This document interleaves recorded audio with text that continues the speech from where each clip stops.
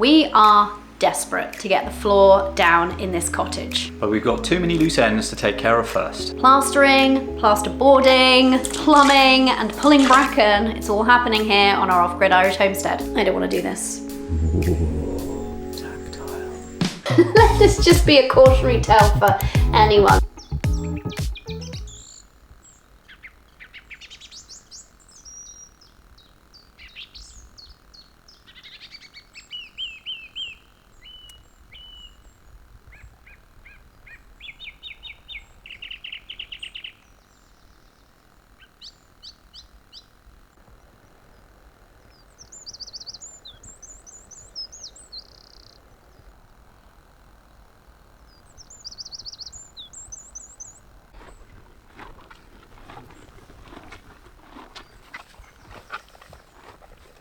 How you doing, girlie? Hey, for breakfast. In the zone.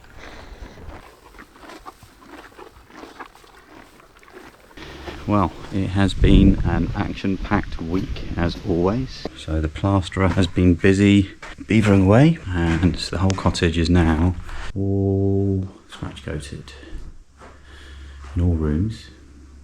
Oh, there's a nice detail here that the plasterer suggested. This is the benefits of getting pros in with decades of experience. They have interesting things that they've come across or they've done over the years, and they can suggest and add to the interesting details in the finish in your home. So we're going for what is called a grey coat finish, which is a sand cement render on all of the cottage walls to give it a kind of traditional lime kind of look to it. But he suggested that in all of the headers of all of the window reveals, that the headers actually get a smooth gypsum finish. Yeah, he said that it's a really nice way of making the render stand out, pop, having that kind of, what do you call it? Contrast. I liked his suggestion and we're going for it. Scratch, scratch, scratch, scratch, scratched. Scratch, scratch, scratch, scratch, scratched. Scratch, coated. All the walls ready for the final top coat finish, the sand cement grey coat render. And he has actually done 2 walls finished to that level in the ensuite, which is probably the worst room to actually try and capture on camera because it's got the worst lighting levels. But this is the finished render. Typically the video doesn't do it justice, but I absolutely love it. Beautiful finish and a smooth gypsum ceiling in the bathroom. Exciting week of progress. So the plaster is now left, and he's going to return when the floor is in. And in fact, he's going to help me screed the underfloor heating layer. So that's quite nice because I've now got a complete plan of action on how to tackle this floor over the coming weeks. Plan for today is just tidy up some loose ends. Lots of actual tidying up. The floor was actually blinded with a layer of sand ready for the damp-proof membrane to go down, ready for the floor to go in, but we aborted that because the plasterer turned up and we cracked on with that job instead. So the floor is now completely covered in detritus and lumps of sand and cement and screed and all kinds of filth, so we need to get that clean again, ready for the concrete floor to go in. Anyway, so this is the waste pipe for the sink. The sink is going in this area here, and it also happens to be the last in the line, the furthest away from the actual exit route through the wall there. And because it's the last in the line, it's sensible to put a little breather vent in there so that, you know, as water goes down into the pipe, that space is replaced with air, so you don't get vacuum sucking out the water from your traps and all the rest of it. So we're going to put a little breather pipe in here, and well, I say little, it's going to be a monster. So I'm going to put there's going to be a twin adapter on here. The sink is going to go in one and the breather pipe is going to go in the other. So the breather pipe I want to be accessible. You know, this is all going to be hidden behind tiling. So the plan is to actually raise the breather pipe up into the loft space by using the outlet here, connecting it to a little waste pipe, joining it to a waste pipe in the corner there behind the stud wall. It's going to go all the way up and out into the loft space, and then the breather will be capping the pipe up there in the loft space, and it'll be accessible for any maintenance if needed, replacement, because those breather vents, the AAVs, the air admittance valves, they've got a lifespan. They wear out. And let's pop it on. Going on dry. No lube on this one. Yum. No, she doesn't like it. Get some lube on it. We'll lube it up. Morning all, back at the cabin, another windy one, so let's come inside. I could say I'm finally getting time to address the masking tape situation on these windows, and that's partly true. We have a million things going on. The bigger truth is I don't want to do this. I've been putting it off and procrastinating. So many of you had really helpful suggestions of what we can use to tackle this. I'm gonna start with coconut oil. I'm guessing that any of the oils is gonna work the same, and my thinking is if this works, then I get to breathe in the aroma of coconut oil, which is probably preferable compared to most of the other options. So my plan is to rub the coconut oil into the masking tape just inside and just on this one window, let it sit for a bit, see if that works. If not, then we'll move on to plan B.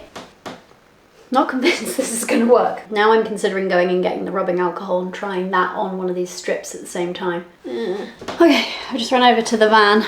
This is plan B. Fingers crossed we don't need plan C. These jobs have just added items to my seemingly never-ending to-do list. Depending on how long you've been around here, you might know that we are spinning probably too many plates. In addition to the cottage renovation and this side quest and our homesteading efforts, Kayvan has a full-time job, I run a business, I also run this YouTube channel, do all of the editing for it, yeah, all of the things, and I am not a naturally organized person. So that's why I'm excited to tell you about today's sponsor, because I actually reached out to them, asked them, can they sponsor us? Because it is a tool that I've been using for easily, what, 6 years? And I use it everywhere. And it is Notion. It's what I use to keep my brain clutter-free, keeps all of my plans and ideas all in one place. So to give you an example, I was tasked with sourcing bathroom tiles. There I was, 20 tabs opened later. I hadn't bookmarked anything. I was completely overwhelmed by the choice. No closer to any kind of decision. Classic me.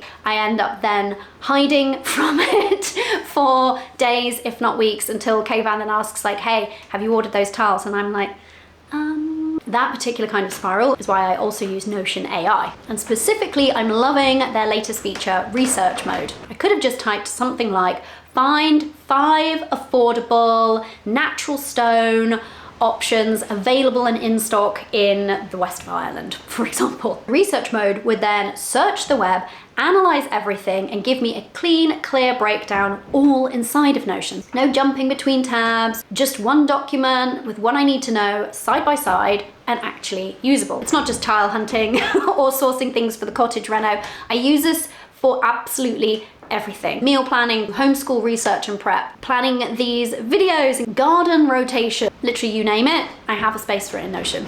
So try Notion AI today using the link below. It's free to try and incredibly easy to start. So whether you're redoing a bathroom, wrangling with meal plans, or just trying to close some mental tabs, Notion AI is like the assistant you didn't know you needed. Big thanks to Notion for partnering with us on today's video and for keeping my brain from spinning out.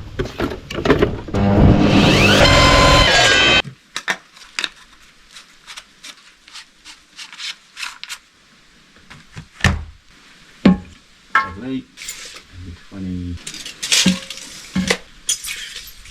20.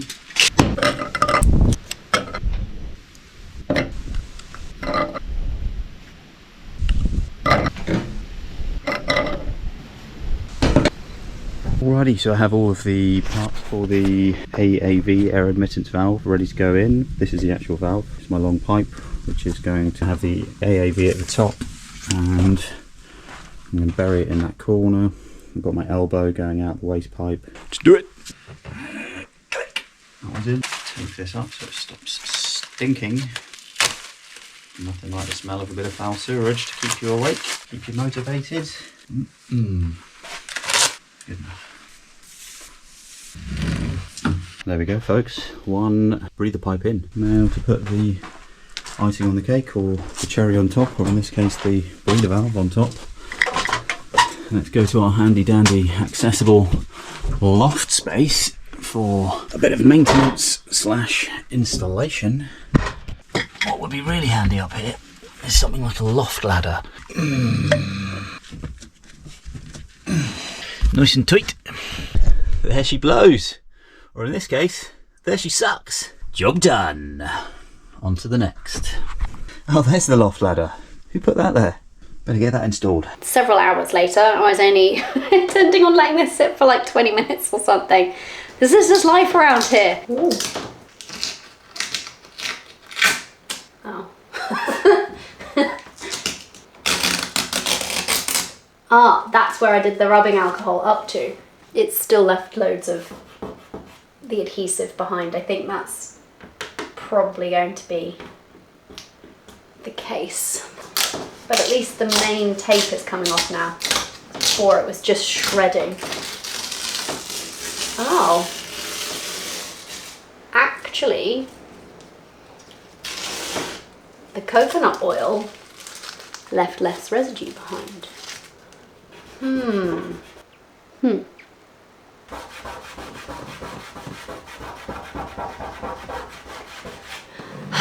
Let this just be a cautionary tale for anyone. Don't leave masking tape on glass. Maybe don't use it at all ever on glass. Definitely don't leave it to bake in the sun for weeks on glass. Literally don't try this at home.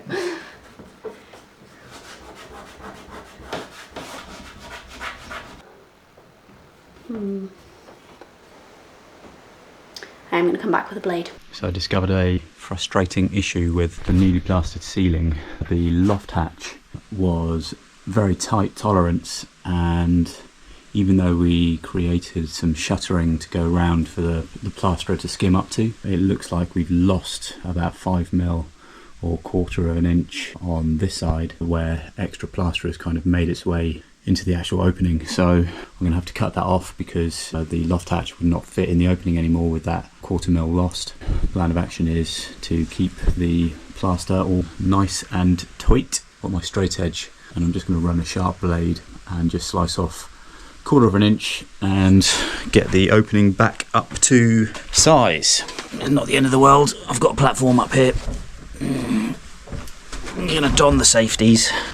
Let's cut this plaster off.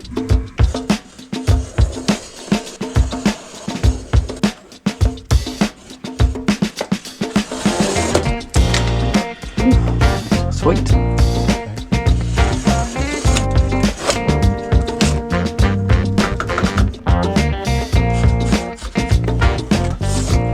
Good job. I'm pretty happy with that edge. That'll decorate in nicely. Can't even remember what I was filming. Tying up loose ends, that's what today was. The vent pipe is in, goes all the way up into the loft. Talking of the loft, we have a loft hatch. I didn't record installing it because it was very long-winded, not particularly interesting, just a lot of faffing around, quite laborious, but it's in and I'm happy with it. Oh, the lighting here is pretty good at the moment. You can kind of see the finish on the wall. Oh, tactile. I'm going to barbecue for dinner tonight, weather's not too bad, and while the barbecue is roaring, I might cut a piece of plasterboard to fill in here. I'm going to do the plasterboard for here. That's next.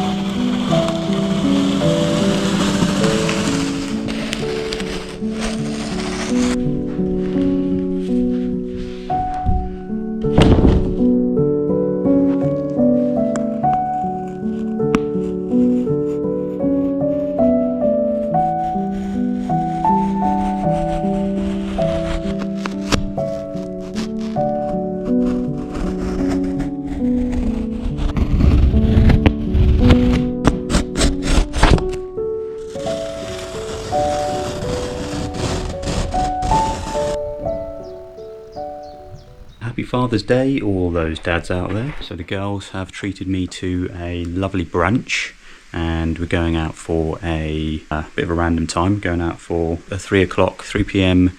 dinner, dunch. So that's a nice treat. So between now and then, I've decided to get a little bit of work done. Some of the more awkward jobs that I need to tidy up. The next awkward job, the most awkward job today, will be getting this first cement backer board onto the stud wall. I can get this first cement board up, and it's the most awkward one because quite a neat touch. The plasterer suggested that we actually keep this wall so it falls away towards the top, like all of these old stone cottage walls do. As it gets skinnier, the wall goes from 3 foot thick to skinnier linear at the top. So we decided to make a little feature wall of this by keeping the fall of the wall as it was. So the plasterer hasn't straightened it up, he's just followed the contour of the wall. This board is now is actually square, level with the ceiling, and you can see it's touching on the bottom right hand side there. It falls away 3 or 4 inches at the top. I need to cut this contour to shape. So I've made this little handy dandy jig, and I can put my pencil through the hole. I can just scribe a line following the contour of the wall to know exactly where to cut. So that's what I'm up to. So let's get this done.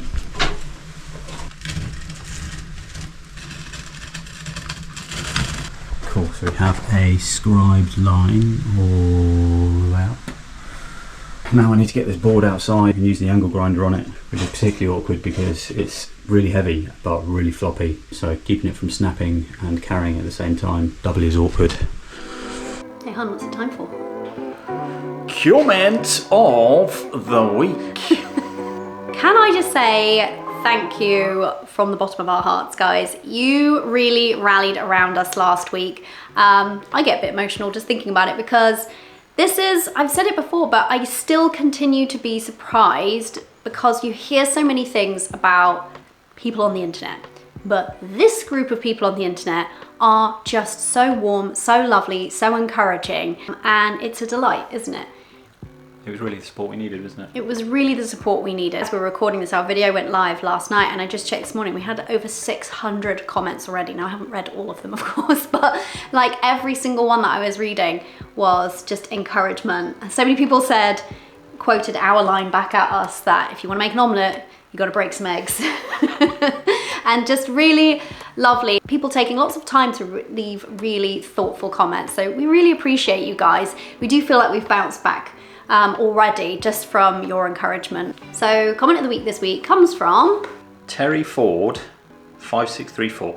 I've had to cut back in an extreme manner a few times. It never gets easier, but I also know if you sit in it and trust, it is amazing what is revealed, changed and made new. It is said that the winemaker prunes the vines as the great maker does in all of us. The whole 3 situations this week are down to trust. It's hard to give in to a different way than what we wanted. You will see that it all ends up as it should. For sure and for certain, it always does. Ah, what a great sentiment. Thank you, Terry. That was really beautiful, wasn't it? Mm-hmm. I really enjoyed that. I recognise the Terry's a regular comment lever. Regular commenter? Regular commenter. Yes. The renovation is starting to show. Thank you for commenting, everyone. Keep commenting. Maybe we'll choose yours next week.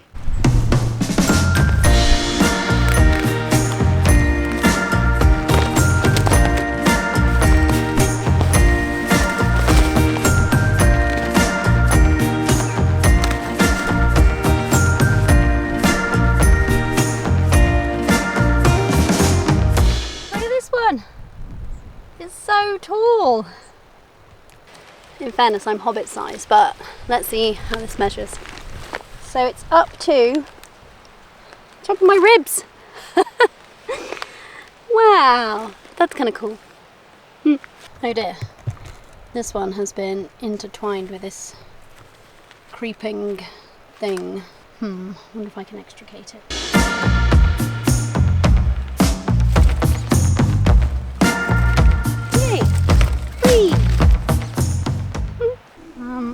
So I just came down here to see the second half of the shelter belt.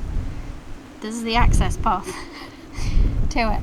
It's shoulder height bracken. Let's see if I can get through.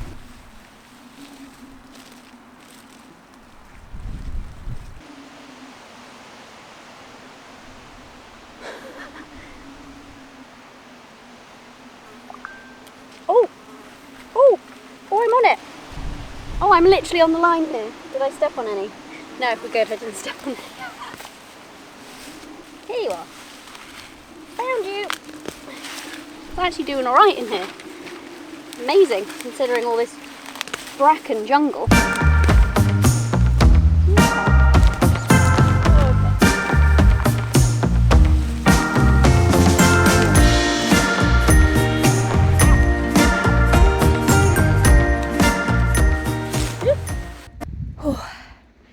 Oh my days. That's hot, sweaty work. My camera battery ran out partway through, I'm guessing, because it was dead when I came back to it. I've just cleared this entire second part of the belt. Well, I think entire. You can't see any more in here. This is kind of what we've been dealing with. I'll turn the camera around so you can see how it's looking now. Ta-da! You see all of those willows now. We have removed all of the bracken from around the willow. They're looking decent actually. I was worried because they were so enveloped by the bracken that I was thinking they'd be smothered, but I'm guessing the bracken is so rampant because the soil is good here, which would fit because on the other side, the other half of the shelter belt, where there was hardly any bracken to pull, the willow had really been struggling and in some places hadn't taken at all. So that's my theory. I'm gonna have to come back up though, maybe tomorrow or, well, when I get some time with the, what they're called, shear, snipper, lopper things. You know what I mean. Some kind of tool other than my hands because I cannot pull out the bramble because of all the thorns. The willow lives to grow another day, so that's encouraging. Now, get back through here. Who can remember the way back? So this evening's job, which is part of the plethora of buttoning up all of the loose ends before the floor can be prepared and laid, is to test the ensuite water distribution manifolds, make sure they're watertight. And the reason I need to do that is because I need to put the plasterboard on the wall to cover it up, and I don't want to put the plasterboard on the wall to cover it up if they're leaking. And the reason I need to put the plasterboard on the wall before I prepare and lay the concrete floor is the plasterboard's in the way and I'm sick of shifting it around inside, so I need to fix it to the wall, get it out of my way, and then I can crack on with the floor. So we've got the 2 pipes in the lean-to where the utility room is. That's the hot and cold feed, and that runs all the way in the hardcore, in the subfloor layer, to the other end of the cottage into the ensuite. So that's the hot and cold pipe in pipe, my handmade DIY solution. So they come up just by that window there. So the plan is I'm going to actually fabric cobble a connection to a hose. So this is our main water outlet from the well, and yeah, I'm going to plug in a hose there. I need to fabric cobble a connector onto the end of the pipe in pipe hot and colds so that I can plug the hose on the end of those and then pressurize it with water, and then double check each of the unions in the ensuite, make sure they're all tweet. Let's fabric cobble the hose connection first, and then find a hose of suitable length, and then plug it in and pray to the Lord that she is watertight. We'll find out. Let's get the show on the road.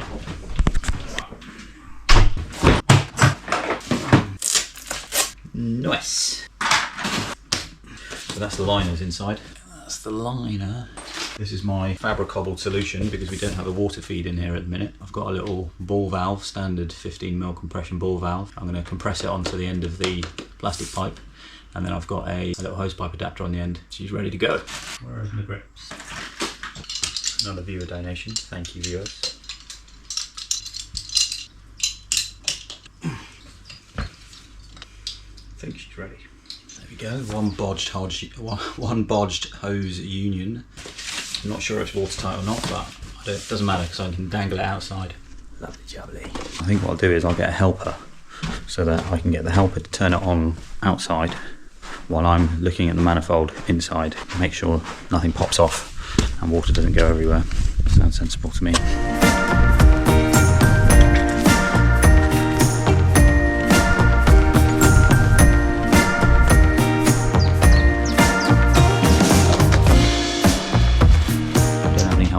Because they're off putting the ponies to bed. I've just turned on the tap the teeniest tiniest amount. It won't be spewing out big time.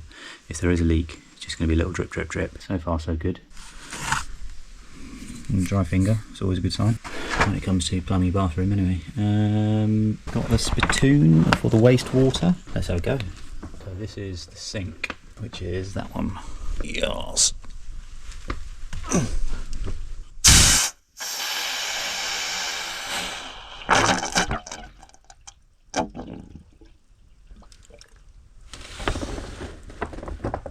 Hello? Water? Anytime now?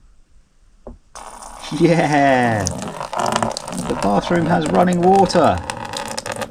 For the first time in its life. Woohoo! We should be able to check for leaks.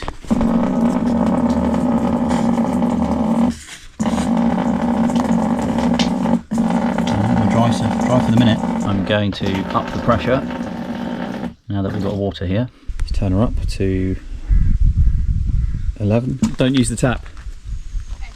So we should have a good healthy flow like an 18-year-old bladder. Yeah, boy! Sink done. So if there's any leaks, oh no, interesting, that's out the bath one, that's not out of... How has it made it to the bath? Unless it's dripping on it from elsewhere. Yeah, there's a little weep there from the copper. Interestingly, not leaking from the plastic.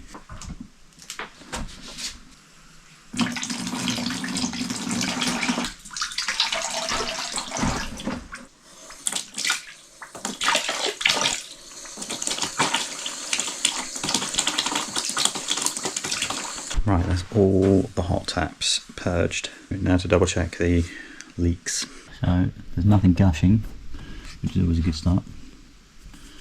The shower feed is dry around the copper. Sink feed is dry. A little dribble there. And the bath, definitely a dribble. So we need to sort the bath out. Very dry there. So that's all the hot feeds I tested. I'm happy with those. There is a minor weep on bath feed. It's a bit more than minor. From the main union as well. That's not good. Bloody plumbing. Got a couple of weeps then. We've got one from the main incomer. Not happy with that whatsoever. Right, so that is all of the hot feeds tested. I've nipped up the bath. She's good now. No longer forming any water. However, the main inlet still has a tiny little weep on it, and it's pretty much buttoned up all the way, which is a little bit concerning. And I'm hoping that it's actually so small that it's going to fill up with a little bit of sediment or corrode a little bit and actually fix itself. So sometimes these things happen. Sometimes you get lucky. So I'm going to leave that be for the minute. It's not absolutely gushing out, so worst comes to worst, I can take this union off and reapply the PTFE tape and repair this after the fact. So that was the hot, onto the cold. Here we go. Hello. In the bath. Show me some water. Oh, there we go. Woohoo! Cold water straight in there. So that is the bath, and there's actually no copper on this. This is plastic, straight into the union. So I've got a bit more faith in that when I have the copper connections. Anyway, turn that off. Let's go turn the pressure up. More pressure! Zoop. Are we leaking? No, we're not. Oh, again, we're leaking from the feed union. These bloody feed unions. What's wrong with them? That's going to need nipping up big time. Oh, where's my spanners? Not even here. Well, that's not good news. It doesn't want to nip up anymore. Yeah, so this week was a week of tidying up, buttoning up, and basically getting stuff out of my way. So everything, remaining materials that have been on site for the last few weeks for plastering and doing all the stud work. Yeah, those last few remaining materials, they needed to get out of my way. They needed to get out of the new floor's way, and in order to do that, I needed to use them, put them up. So it's been a week of buttoning things up, tying up loose ends, and a couple of frustrations with the loft hatch and the leak. Yeah, I mean, you know, there's kind of, when you're finishing up jobs, inevitably you encounter those niggles, and I didn't really want to be fixing final niggles because, you know, we've got massive niggles that need solving and prioritising before them, but it was a logistical ordering thing, so those minor niggles needed to be resolved so that I can crack on with the big niggles, yeah. So yeah, a bunch of fettling and a bunch of niggles, but we got there in the end. And always a dose of bum. Always. Always. So tune in next week, folks, for more exciting tales of off-grid cottage renovation Unfortunately, there is a bunch of boring work that needs to be done between now and getting the floor down. Yeah. It's all in the preparation. Yes. I learned that one with the masking tape. Keep watching, keep commenting, and just thank you for all of your support in any way, shape, or form. We appreciate you guys. Thanks, folks. Bye for now. Oh my goodness. I nearly went over the flag then. Thanks. Bye. Thanks every week. Thanks everyone for watching. I'm sure we'll be up to more stuff. No. I'm sure we'll have no. Definitely bad quiff day. Unruly quiff day. Yeah. So, okay. So, yeah. Yeah. Oh, interesting quiff day. It was a. You and your massive niggles. It was just a bunch of boring. Tune in next week for a bunch of boring Literally sweeping a dirt floor. multiple times. I'm making a dirt floor less dirty.